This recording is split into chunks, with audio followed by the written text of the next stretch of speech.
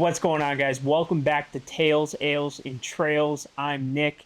Today we've got another fantastic episode for you. It's Bill and Kristin Weller, owners of Farmers Brewing out in Princeton, California.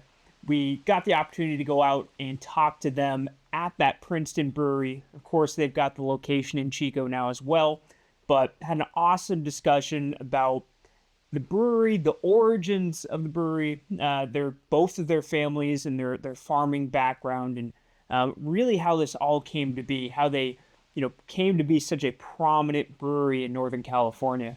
It's an awesome conversation. Super grateful to them for letting us come out and record that conversation with them. Check it out. Let us know what you think. Like, subscribe, drop a comment. If you're not following us already on TikTok, on Instagram, on YouTube, of course, we're on X, we're on all the major platforms. Be sure to follow us to stay up to date with everything we've got going on. So much awesome stuff. And the latest today is Bill and Kristin. Without further ado, enjoy this episode of Tales, Ales, and Trails with Farmers Brewing. Well, guys, thanks so much for having us. We really appreciate you letting us come down and talk to you this morning. How are things going? How are you? Great. Good. Good deal. Got a new thing in our life. Our last child went to college, so we're just turned empty nesters. So. Oh, nice. There's going to be a lot of emotions tied to that. A lot of, bittersweet situation. It's Kind weird. of quiet. but he decided to get a new puppy a couple weeks ago, so that keeps us very busy. What kind of dog? He's an Irish Terrier, Oh, and nice. he is an absolute menace to society. I love it. That's awesome. Well, guys, I wanted to, obviously talk about farmers, and I think where we start with that is kind of talking about both of your backgrounds. Mm-hmm. I know farming backgrounds, farming families for both of you. Can you tell us a little bit about yourselves and kind of how you guys met, and maybe we can go from there? Yeah, so, we grew up, our mothers went to the same hairdresser forever. So, we did met a long time ago, just We knew of each other. Yeah. Sure. Yeah. and then obviously you go do your separate things. You went to Chico State, I went to Cal Poly. Mhm. Graduated, came back here and me and my brother started our business. And then sometime down the road, the hairdresser and our moms kind of pulled a switcheroo and kind of hooked us up, I guess. So we went out on a date. First date was actually at Sierra Nevada. First date was there. So that was before the beer thing was even in my head. So Yeah. Wow. Very cool. 22 years. 22 years. Yeah. All right. Yeah. That's awesome. Yeah. Congratulations. Bill, I know with you, 5 generations of farming. Was farming always the plan growing up? No, I had other ideas, and then you get to college and realize I don't want to live in a city. I like being out here where I have room to do whatever. I like to do a lot of stuff, build stuff, and get dirty. So, being in a city is not for me. Right. No, I hear you. Yeah. It's, so you got back from college and we're had another business going on. Correct. So my brother and I started our own farming business. Sure. And then that just him and I, and then it grew and grew and grew. So 96. Next year will be 30 years on the farm. So yeah. Wow.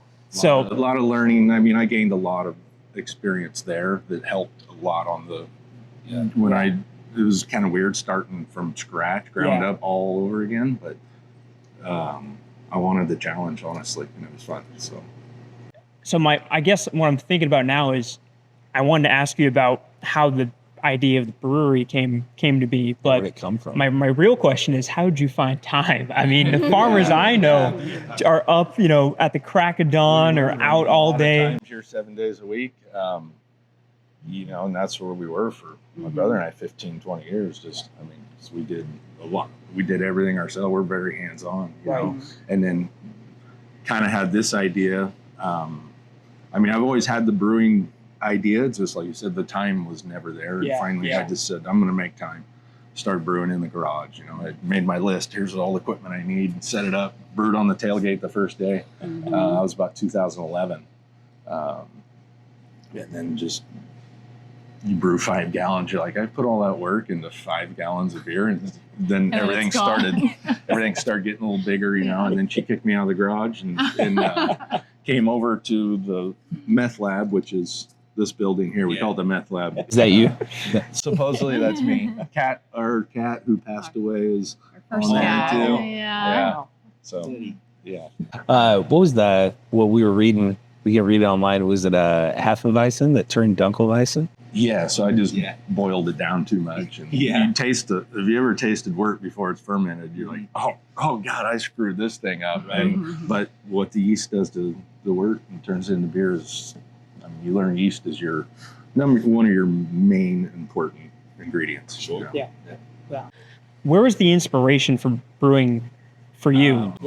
So I get that a lot, and I really don't have one specific thing. I remember growing up, my dad would have a beer watching TV or whatever, and so I always remember he'd have a Lowenbrow with the foil cap, It was like, he'd give me a sip, and it was just one of those things. I always love all the old beer commercials, and then Strange Brew, the movie. I loved that as a kid. Lots of different things, and then one catalyst, I guess you would say, is when InBev bought out Anheuser-Busch. That's just wrong. A foreign company owning a Anheuser-Busch, it's an American company, and now it's not. That was kind of like, that's just wrong. So a lot of different things, not one specific thing. Obviously, came to the meth lab and we were brewing 1.35 barrel system. It was tiny. Obviously, it's not commercially viable, but that's where we dialed in all the recipes. Farmers Light, probably 50 different brews to get that right. Craft brew, a light beer, and craft brew is I went a different direction. Everybody was going IPA, and I wanted a good light beer, and it actually made us a lot better brewers, because whether you realize it or not, that's one of the harder beers to make, because if you screw up a little bit, you're going to taste it.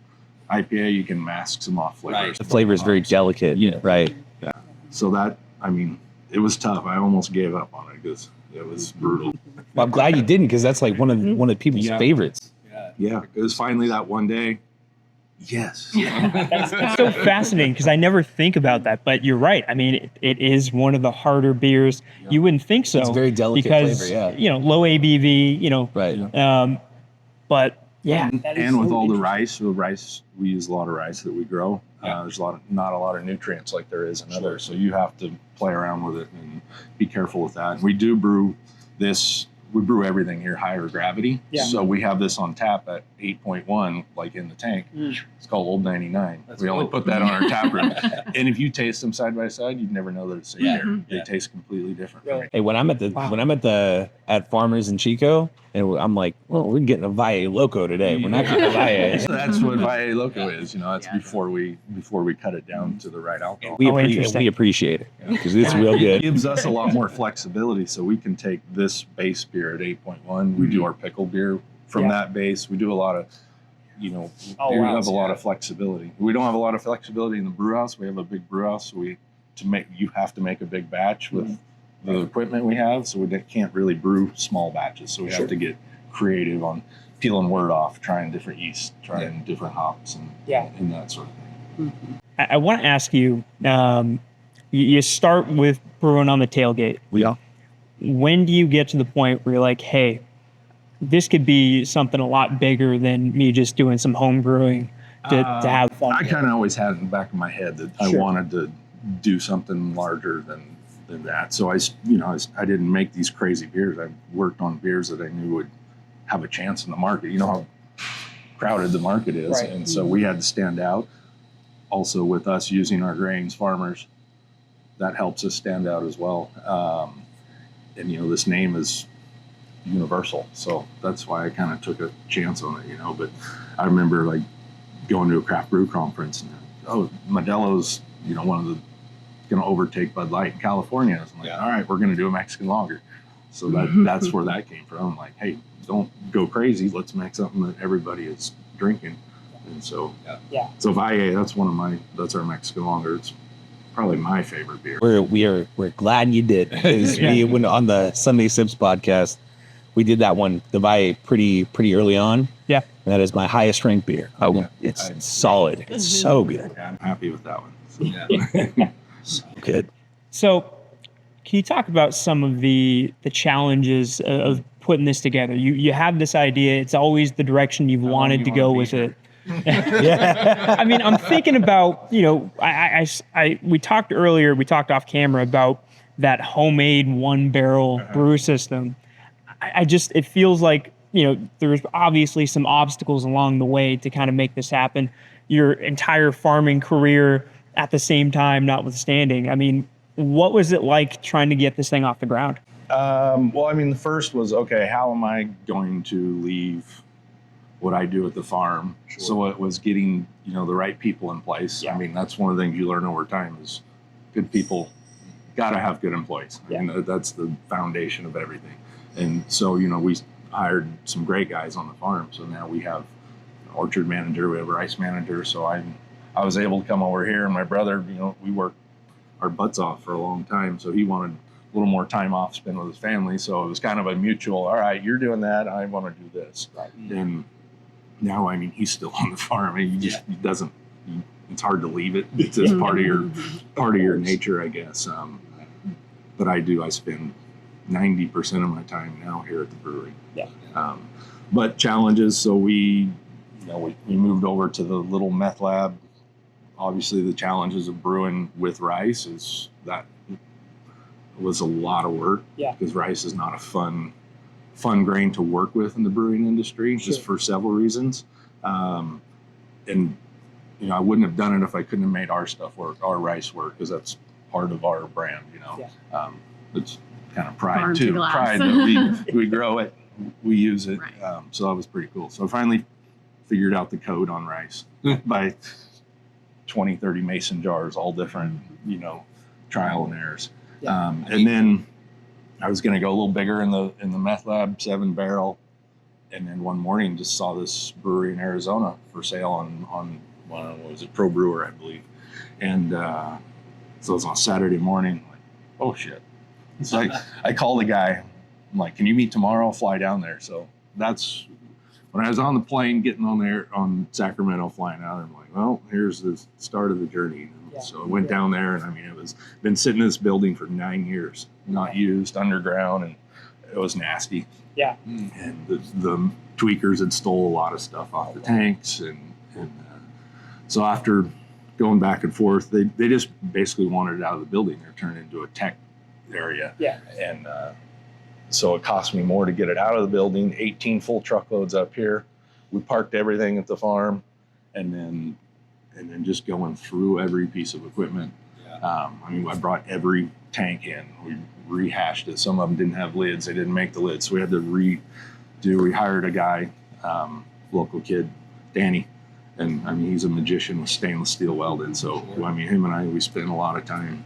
Like we'd start there. I'd start 2 or 3 in the morning working on tanks, and then do farm stuff. And then, so it was a pain. It took 3 years to put it all together with I like to say, the 87 permits and all that. Oh, yeah. Crap you Gotta get the legal stuff. All the figured red out. tape, all the. It's amazing. I mean, you're in NorCal. The rice makes sense. Northern California. Yeah. What? You tell us a little bit about the values that maybe translate over from farming to brewing. I mean, I find them very similar. I mean, to be successful, I mean, attention to detail. Right. I mean, business is a business. Like I said, got to have good employees. Equipment, we find that very important. I mean, especially on the farm, and stuff breaks down all the time. But the wintertime, I mean, we go through everything. We make sure we fix something, we fix it right. We don't skimp, because when it's go time, you don't want to be working on a piece of equipment in the field. Same with brewery. I mean, you could have one little thing here that shuts the entire brewery down for a day. Right. So we try and stock parts and stay up on maintenance. That's huge. Yeah, it's a constant job. Yeah. It is. I was thinking about, you said 3 years to get this all put together. Mm-hmm. Was there a point in that 3 years or multiple points where you're like, is this even gonna pan out? What's going on here? A lot of nights you're just sitting there I started putting like a notepad next to my bed so I could just jot things down. And then you wake up and you got a list. How am I going to get all that done? And you get that done, and you write another list. So yes, it was. It was 7 days a week for a long time, and she helped a lot. I wired the brew house myself.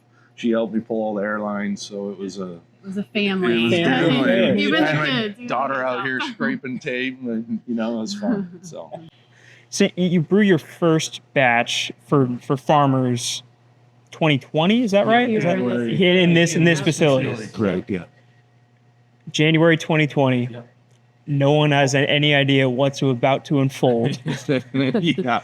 But let's just start with January 2020. That had to be incredibly exciting, gratifying to get to that point where we're brewing in this facility after all this work. through all the thing, I mean, you finally, after a year and a half going with PG&E, you finally get the switch turned on. So you see a light come on. You're like, oh, we got power. So that was pretty amazing. It was after the fire. PG&E was pretty backed up, so it took. I mean, the gas. We got a natural gas line out here, and it was 2 years to get that hooked up. Yeah. So those are things that challenges just to get that sort of stuff done. But we had the last guy with the rice. We have a mash filter we put in. Just by nature, that's what you kind of have to use. Different type of brew house than any other, so that wasn't part of the original thing. We had to retrofit, make it work with the. I mean, we redid the brew house, all new plans. Yeah. But yeah, the guy from Spain that did the mash filter, he was our last guy. He was on call to commission it, and we finally have steam coming out of the boil kettle, and he's like, "This is when you know your brewery comes alive, Bill." So it was pretty cool. Like the first day, you're like, "Oh yeah." Now you see it every day; it's no big deal. But the first day, you're like, "Yes," and it was pretty cool. The end of the day, after we did all this, I mean, this is a Frankenstein brewery. It's not like we just bought it turnkey. Yeah. Right. And he says, "This is the smoothest first brew I've ever had on my commissioning." So. And we, knock on wood, we have not lost a batch in here yet. Everything has turned out. Even the first batch turned out. It was Farmers Light. I'm like, let's make the hardest beer. Let's just hammer this thing, see what happens. And it turned out, we didn't have an alcohol meter, so it was probably around 4.5–5% alcohol, but no one complained. So now we have the tools to measure everything. But yeah, that was fun. And I'm kind of proud of that it all worked and we haven't lost a batch yet. Yeah. One batch we had dumped, just employee error, put a wrong ingredient in. But other than that, it's nothing with, we're very clean here. My mom had OCD growing up. Clean. There was rooms you couldn't walk in after she vacuumed the carpet. And so it kind of, I got a little bit of that. So we like to keep it clean here, Friday is cleaning day. Right. Yeah. Clean all day long. And that's such a huge part of the brewing process, making sure everything. Brewing's probably 80% cleaning before, testing the rinse water, make sure everything's clean. We've heard this before. And then clean afterwards. Like we said, the flavors are very delicate. Right. Very delicate. Right. In the meth lab, everything was hand washed. I made all kinds of machines to clean stuff and hand cleaning kegs, taking them apart. What a pain in the butt. And so now you take like the keg machine for granted. So Right. that was the keg machine here was something I got it used. There's a lot of used stuff here. It came from a brewery in Florida. It's one of the first pieces of equipment I bought, and it sat in the meth lab, and I'm there scrubbing kegs by hand, just looking at that thing like, can't wait till you're running. One day. One day you're gonna do this for me. So yeah. Oh, that's fantastic. Yeah.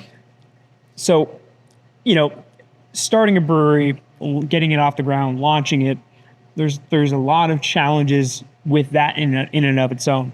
Then you throw a global pandemic into the mix months after you guys opened the facility. Take us through that. What was that experience like? So, I mean, we were just getting good traction. We were draft only, so we didn't have a can line or anything. And, we were self-distributing. So we had our little, call it My Little Pony, his little Suzu, and delivering beer around in that thing. And then all of a sudden, this was after 3 years of putting this together. So it's kind of like, need a little break. And then boom, here comes COVID. All sales just stopped to bars. What are we going to do? I'm like, all right, I didn't want to get into the packaging yet, but I'm like, we got to. Yeah. Either No that or I other lay choice. everybody off. Yeah. So luckily we had a lot of the artwork already finished and ready to go. So we had a mobile canner come in, and we were mobile canning. Our kids were packing beer. We were drying cans. I mean, just how it starts, now you take for granted the automation. Yeah. So that was pretty good, but it actually helped. I think COVID was, in the end, it forced us in the package, and people were drinking like a crazy. Guess there We're wasn't at much home. else to do. Yeah, We're at home. Yeah, we're at home. It honestly, I think it did help us to grow. I mean, it was scrambling to get where we were. I mean, the cans had labels that were glued on. They looked like terrible, and I'm like, we can't do that. And people are like, they People don't don't care. care. They don't care. It was during the pandemic. My roommate come in. He's like, you ever heard of Farmers? And I was like, no. And he like tossed me a can. He's like, put that in your mouth. And I was like, well, that's really good. He's like, yeah, they're new, solid. Man, that is so interesting. I mean, the blessings that you don't think about that come out of a really tough situation like that. True. It forced us to put our own can line in way ahead of schedule. So I mean, those aren't cheap. Yeah. Yeah, I was gonna say it makes you double down, kind of. We Yeah. did. I mean, yeah. Yeah, you were talking about the can designs and everything because I work with Kristen. She picks up from Upper Park Clothing. We do a lot of the shirts and sweatshirts. Where do the designs come from? Because they're pretty iconic. Yeah. At this point. All of them have meaning to us. Yeah. Like every single can has meaning to us. Like Bill said, the Yeah. shop on the garage dwellers where he brewed before I kicked him out of the garage. So originally, a local artist, Jake Early, I went to him. You've seen his stuff around Yeah, Chico, of course. and then he came up with designs, and that's one of the other like turning points. You finally, after 2 months, the artist gets back to you, and you see some cans. You're like, oh, well, this is actually real, And so then we go back and forth, and then just the logo, which there was an old wheel, an old hand drill in our shop, and it's got that wheel with the funny spokes, and like that's our logo. So it was, and I still got it here. It's so cool because when I see it, it screams Northern California. Every can design, but also being like incorporating of farming communities not in California as well. But it's very, very localized, and I think every single one of those designs they're winners. And Dave at Upper Park now he's done some like this was El Toro was Dave. Okay, Really? Oh, wow. I didn't know that. Very That's my cool. boss. Yeah, That's awesome. Our original sugar skull, like the one you're wearing, was a drawing from one of our farm employees. Really? So, Wow. yeah. That's cool. Yeah. I love that. That was actually that beer. I was in the orchard one day and talking with all the guys during break, and I'm coming up. I'm gonna make a Mexican lager, And they're like, what are you gonna call it, And I'm thinking Sabado for Saturday, And they're like, no. He's like, how about Valle? I'm like, ooh, I like that, rolls off. So Yeah. and then he comes and draws a picture for me with it. It was pretty It's cool. got a That's vibe, awesome. yeah. I mean, hopefully, got a couple of cases of IA out of that. yeah, you can keep it away from it. Someone had just come to pick up some shirts for Farmers, and it wasn't you, it was someone else, and they had a keg in the back, and we were worried about like fitting the boxes in, and I was like, dude, I got the solution. You give me the keg, we can fit the boxes in. And he was like, yeah, I like my job. I tried. Gotta try. I want to ask you guys about kind of where the first taste of success, and maybe not first taste of success, but the first indication that, hey, this is working. There's a path forward here. We're getting traction in the community. People are appreciating what we're doing here. Can you talk about that a little bit? I mean, you just watch sales, and you see sales going up. For me, it's if I'm in the grocery store and I see somebody has a package of our beer or even wearing a shirt, I'm like, oh wow, that's pretty cool. Yeah. People like our stuff. Yeah. That's super cool. Yeah. And someone's buying your beer and they don't know who you are. You just kind of like, oh, that's cool. I just like to be Walk incognito. But like I said, just the sales, and then we were self-distributing a lot. Had a warehouse, a driver, a merchandiser in Sacramento. So we had a truck go in Sacramento, and then finally we sold some of our rights, our distribution rights, and got some good money for that. And that was, I mean, that kind of validates you. I mean, Yeah, sure. We turned the distributor down at first, and then let it keep building up, so and pay more money. Yeah. to see all that, to see to see the sales, to see the people at the grocery stores buying the beer, after all the work that went into not only getting things up and running, but making it work through the pandemic. Yeah. It's got to be a pretty cool feeling. It's got to be special to you guys. I mean, like you said, this is a family operated brewery at this point, with the kids helping out in the early goings and everything. It's got to feel pretty good to, see that success after all this hard And work. not just making it on the other side, but punching through and really thriving on the other side. Yeah. Of it.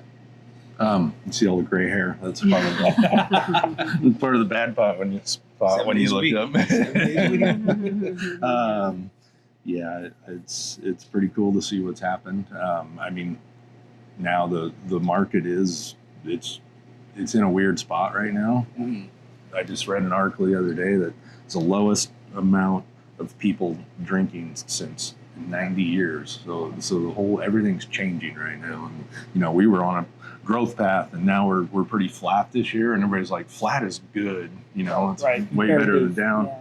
And you see breweries going, 21st Amendment, I was gonna say shit 21st down. Amendment. Track 7, they're dropping a lot. I mean, every day I get subscribed to all the auctions, and every day I get like a new listing. It's crazy. Yeah. So there's definitely gonna be some shakeout.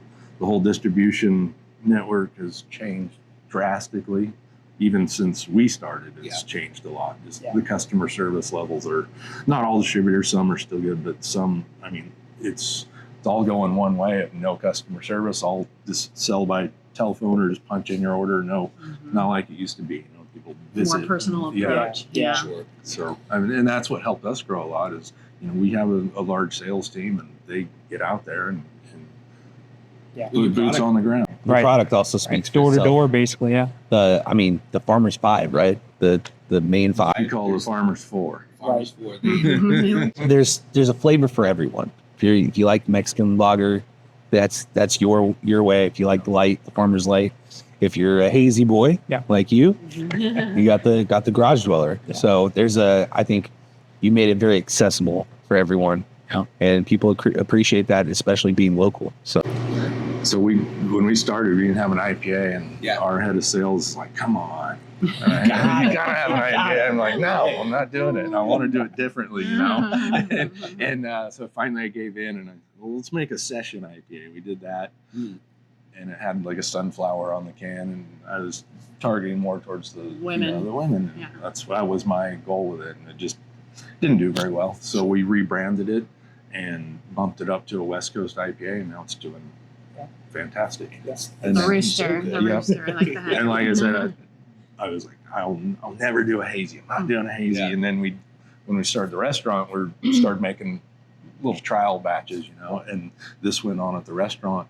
And since it's gone on, it's our number 2 beer there. So I'm like, we can start talking about the Garage Dweller. Well, yeah, and that's the craze, because Bill, we tried to get Garage Dweller. when it first came on tap in the Chico tap room. Yep. We went 3 separate times, and every time they're like, "Dude, it's tapped already. Yeah. You have to come by right when they're dropping it off from Princeton, so we can get it." It was that in demand. My buddy Kyle was working for you as a bartender, and he told me, he was like, come in 2 days. Get it. I was like, we'll be here. We finally got some, and the first sip, our eyes lit up. Like that's probably his favorite beer. Oh, it's easily my favorite beer. And it's a crazy thing to say, because we live in an area where there's an abundance of great hazy IPAs. Saturated, I mean, Sierra Nevada put basically the hazy little thing on the map, or hazy IPAs on the map. with the Ramble hazy little West. thing. Ramble West has good hazies. Yeah, but this kinda I stands had out. that and that. Yeah, there's something about that, and I wanted to ask you, not just about Garage Dweller, but about the brewing philosophy in general. And you've talked about it already, about staying away, or really leaning towards something like a light lager instead of an IPA as kind of one of your core beers. But where's the inspiration for these different beers coming from? Like I said, the story of that was just like, all right, I'll try a hazy. And I mean, first one turned out fantastic. We're like, all right. So that wasn't part of the original plan. I mean, this was the beer I worked on the most. Right. And then the Mexican lager, 530, which is unfiltered wheat. Yeah. I personally like a Hefeweizen, but they don't sell well here. So we do some for our tap room, but, and then what else we got? We got the seasonals. We've got our seasonals. So Kickback and dark lager. Ooh, the Kickback is when we go camping, dude. Kickback is in the fridge. Yeah, that's one of my favorites too. So that actually came. We were doing we did a special beer for the first responders of the fire. Sheriff Honey came out and they put hops in and stuff. So we did a thing with him, and that's where the Kickback kind of came. We're like, let's try a little bit of some lemon peel in there, and it was so good. So that's all right. Let's move that one forward. And, in the beginning we had 4 seasonals, all that, and on the brewery side, the seasonals just to forecast, you either run out or you have a ton left over. Yeah. So we cut it back down to 2 seasonals, and we can manage that a lot better. There was one day we had like a pallet or something left of one, and I was going to take it over and smash it all with the backhoe. I'm like, I can't do it. So we brought it back here and sold it like for $1 a 6-pack. And people brought their pickups and loaded up. It's sold out like that. Like at least it got out there and didn't go down the drain. So I can't do it. I could not do it.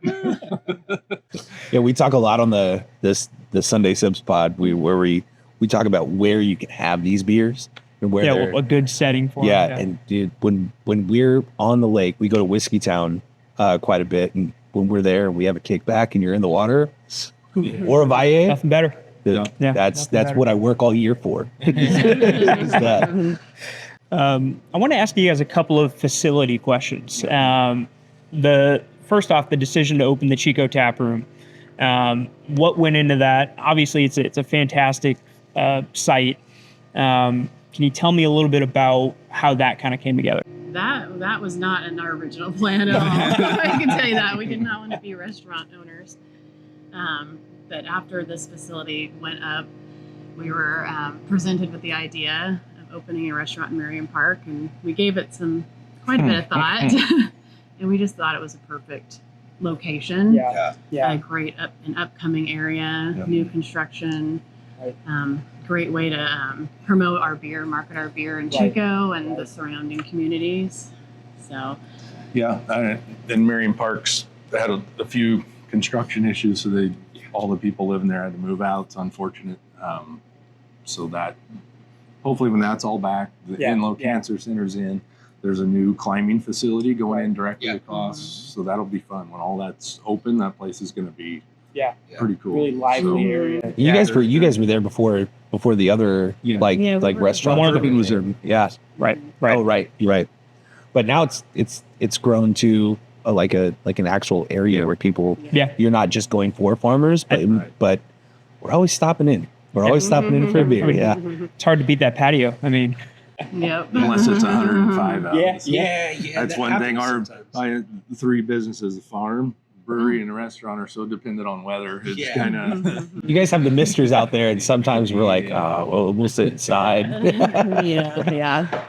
Very cool. My second facility question is about this facility. And I think about it, and I think about the size of a town like Princeton and the surrounding towns around it. You guys probably are one of the bigger facilities in terms of places to go and hang out, grab a beer, whatever. Around do you get the sense that there's a real sense of community here from the people who are stopping in on a regular basis? Sure. We definitely have Friday nights the are locals. the regulars. They come. Sweet. Yeah. You can always count on same people, same table every Friday at 4 o'clock, right when it opens. So it's kind of cool to see that. In the beginning, there was a lot more because it was new and exciting, shiny new thing. And but we do a lot of events out here. We did probably the most fun event we did. We did a mullet contest out here, and that was it was fun. And I mean, we had some great contestants, and we had, I don't know how many, couple hundred people out here, and it was just a good time. So yeah.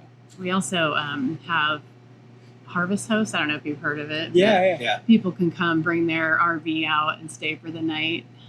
So we get people that come camp out here once in a while.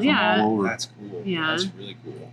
I love that because, as much as I do like the Chico restaurant, I mean, it's one of our top spots. There's a different vibe coming out here. Driving through the farmlands, driving through the countryside, and being here, it just feels a little bit different. A little bit. I don't know if the word's cozy, but it feels a little more community, small town community centric. You get to deal with mosquitoes and the heat out here. You get the real experience. I live in Biggs, and I went to Gridley High. Yeah, and I know the mosquitoes. It's rough, but it gives me that same feeling. I mean, we're in the same area, but the community, as you know, Gridley, Biggs, Princeton, Colusa, even and going up and down the state, has that same community feel, especially in this Northern Valley. It's really special. Yeah, definitely does. I had an interesting, actually, it was Kyle's question. We haven't asked the brewery this yet. I think it's a fascinating question. I'm not sure how you're going to be able to answer it because it's kind of a very open-ended question. But when people are buying your beer, when they're drinking your beer, what are you hoping that they get out of that experience? What do you want this beer to mean to them? Definitely a sense of pride. I mean, I hard work, that's part of our brand. I mean, I've grown up, started 14 years old working in the prune orchards and stuff. So I think that's part of it. And like you were talking about, summer kickback on the lake. It's perfect. I mean, that's exactly what we want, the easier drinking. That's our brand. Yeah. I wanted to ask you guys about the future. And then we talked previously about, things are tough for the brewing industry right now, for alcohol in general. Where do you see Farmers in 5 years? What do you want Farmers to continue to become? I think, when I think about breweries that are making it work, or breweries that are able to adapt and adjust as things change. And I think, we always lean back on Sierra Nevada, but I think Sierra Nevada's done a pretty good job of being able to adapt. How do you see Farmers adapting? Where do you see the future for the brewery? I mean, the goal is obviously volume. That's, it's a very low margin business. So we have a lot of extra room in here. I've overbuilt this place, we're still growing into it. That's good. These 4 right here, pretty new to us. Those came from Green Flash. Got them at an auction, moved them up here. Got them for really cheap.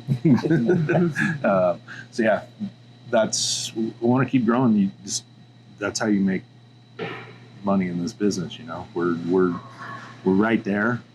Now what's happening in the market, it's kind of put us flat. I had more expectations for this year, but I mean, we're doing what we can to open new markets. We opened up Idaho, Montana last year. We just opened up Las Vegas.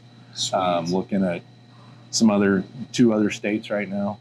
And a lot of it's dependent on a few people, the buyers at some of the main chains. You get 2 times a year, the resets, fall and spring, and you don't make them, you got to go another 6 months without your placements in those stores. So Idaho and Montana, they'll appreciate Farmers. Oh yeah, of course. It's been doing well. We're sponsoring like the Idaho State football radio. We're doing a lot of stuff.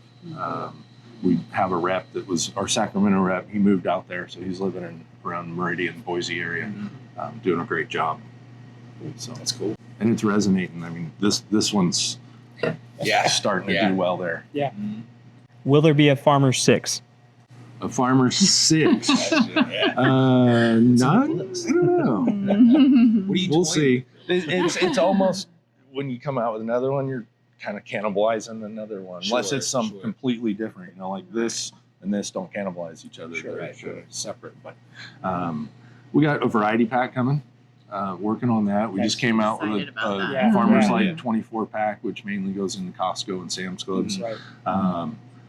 We got another project in the works. We're looking into some of the other stuff like a seltzer and all that, and we kind of our head of sales had an idea, so we're moving towards that direction. Because the seltzer, I think that's it's already done, and Stuff. Yeah. I wouldn't have the passion for making a seltzer. I mean, Sure. you're just making alcohol water and throwing flavors Flavor. in it. You know, it's not brewing. It's Right. it's something that I wouldn't have a lot of passion for. Yeah. So, And it really does seem like you have a passion for this. I know you said it started as something you thought you could see a future for a brewery and stuff like that, but it seems like you really do have a passion for, just hearing you talk about the different beers, it seems like you have a passion for brewing and for, everything that goes into this.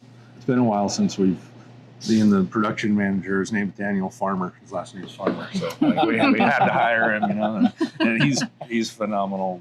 Here, the guys who work here all love him, respect him. So we were working on our Oktoberfest, changing some recipes, and they're like, "Oh God, I kind of forgot how to make a beer recipe. It's been so long. I get stuck in the office just doing paperwork now. It's kind of crazy." But Yeah. But once in a while, you just got to get out of there, do some stuff. Right. So, the next project, it kind of like reignited some ideas in my head, and it's like starting back in the meth lab. I'm excited to see where that project leads. Yeah. Very cool. Nick would like another hazy. If we could do a double hazy after this. Before I let you guys go, I wanted to touch a little bit on the idea of being 100% family owned, because that does seem significant and important to you guys. I think there's definitely a tie to the generations of family history and wanting to keep it a family business. Can you talk about the importance of that, and do you see it continuing to be 100% family owned for the foreseeable future? Yeah. I think it's definitely important to us to stay family owned, to stay true to our values. And I think our kids are interested. Sure. They're both in college now, studying ag at Chico State. But when they were in high school, they would work summers over here on the canning line, or kegging, cleaning, what else, taking samples. So they seem interested. Yeah. And Yeah. I I think my daughter's more interested in the farm side of it. She enjoys the farm. She works out Chico State Farm, drives tractor. That's the book. Yeah. Yeah. It's got to be cool. So, we'll see. Yeah, right. Like one of the new projects, I have my daughter in mind. Like, oh, that'd be perfect for her to. And she's like, "Ooh, that sounds fun." So, I love it. That's awesome. Yeah. Very cool. Well, guys, one of the last things I had for you, I wanted to maybe take a moment to reflect on the journey as a whole, and talk about what all of this has been like for you guys. I mean, from farming backgrounds, living in a town that has a quoted population of 400 folks, to having this successful brewery. What's this journey been like? What has this all meant to you guys? Can you tell us? you ever seen the scene in Caddyshack where Chevy Chase hits the ball and then falls over backwards? It's kind of what it's felt like, honestly. It's been a whirlwind experience for sure. But it's been great. I mean, we've met a ton of people that we would never have met if we didn't do the project. And, I think, like I said, the community, it's a place for people to come that we've never really had around here. And there was a lot of, I still saved something in the meth lab. Brewery in Princeton, that's dumb. It'll go out of business in 6 months, And so I still keep that little thing just as a. But I mean, people would think I was crazy out in the middle. Why are you doing this out in the middle of nowhere? Gives us we have enough. We can expand as far as we want. So.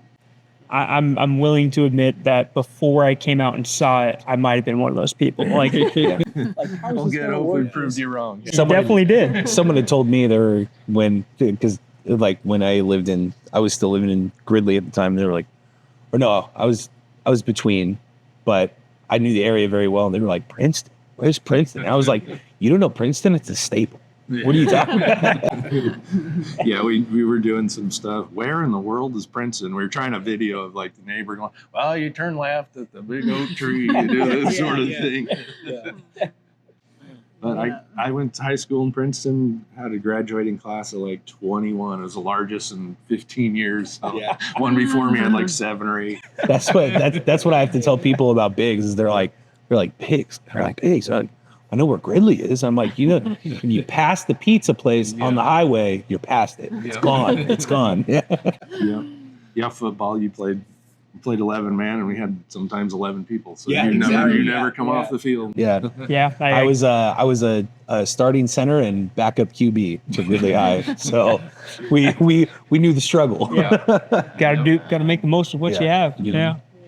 Well, guys, is there anything else that you might want to mention or you think might be important to talk about while we're sitting down today? Anything you want to add about the brewery, about anything coming up, anything like that? Then just how appreciative we are of the crew that we have here. I mean, we do a lot of fun things for our team, and they work their butts off for it. So definitely, We're incredibly lucky to have such a great team. Yeah. Well, thank you guys. This has been fantastic. Yes, thank you for letting us into your brewery for this discussion. I have a newfound appreciation. I've always appreciated the beer, but hearing you talk about it and everything that goes into it, just adds another layer to this entire experience. So, thank you guys. Sure. Thanks for coming out. Thanks for coming. Absolutely.